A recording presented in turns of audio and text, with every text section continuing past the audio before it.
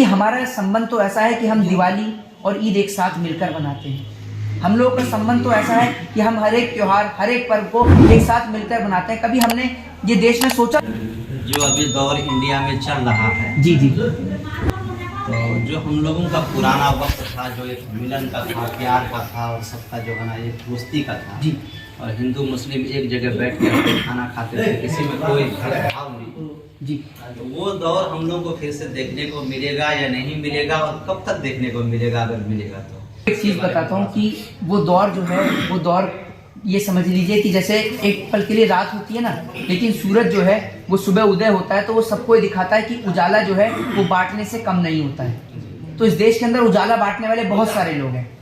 इस देश के अंदर सूरज की किरणों से प्राप्त करने वाली ऊर्जा बहुत सारे लोगों के पास है। लेकिन असल में क्या है कि ये दौर थोड़ा सा भी ऐसा है कि जिस दौर में अगर कोई आवाज उठाता है तो उस आवाज को बंद कर दिया जाता है, या फिर आप उसे ये कह लीजिए कि उस आवाज को देश के खिलाफ बता दिया जाता है। क्योंकि हमारा संबंध तो ऐसा है कि हम दिवाली और ईद एक साथ मिलकर मनाते हैं। हम लोगों का संबंध तो ऐसा है कि हम हर एक त्योहार, हर एक पर्व को एक साथ मिलकर मनाते हैं। कभी हमने ये देश में सोचा नहीं था, लोगों को पता भी नहीं था कि हमारे जो छोटे छोटे बच्चे हैं उनको भी नहीं पता था कि हिंदू और मुसलमान होता क्या है। हम एक साथ बैठते थे, एक साथ खाते थे, एक साथ पीते थे, एक साथ स्कूल में जाते थे, कभी हमें नहीं पता था इस चीज का।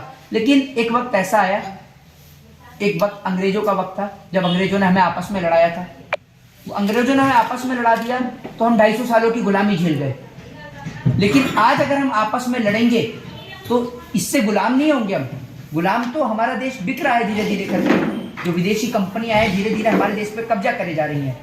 गुलामी के साथ साथ जो हमारी आने वाली पीढ़ी है वो लंगड़ी और लूली पैदा होगी, यानी दिमाग तौर पर, मानसिक तौर पर विकलांग पैदा होगी। क्योंकि अगर आप सच्चाई और अच्छाई की आवाज को नहीं उठाएंगे, हम कहते हैं कि हमें अगर आपको लड़ाना है तो हिंदू मुसलमान के नाम पर मत लड़ाइए, चाइना और पाकिस्तान से लड़ाइए, लेकिन हथियारों की लड़ाई नहीं, डेवलपमेंट की लड़ाई, विकास की लड़ाई, शिक्षा की लड़ाई, रोजगार की लड़ाई, ताकि लोग कहें कि भैया नेपाल और भारत इतनी तेजी से तरक्की कर रहे हैं कि आज अमेरिका और रशिया को पीछे छोड़ रहे हैं। हम दोनों भाई हैं।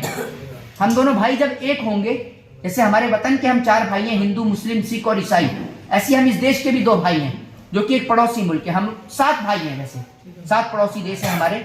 और हम अगर सातों एक साथ मिलकर चलेंगे ना, तो अमेरिका, रशिया या मैं ऐसा कोई ऐसा देश नहीं मानता जिसकी कोई औकात हो कि हमारे देश के ऊपर या हमारे देश की आवाम के ऊपर आंख भी उठाकर देख सके। लेकिन आज हम सातों भाई अलग अलग हैं।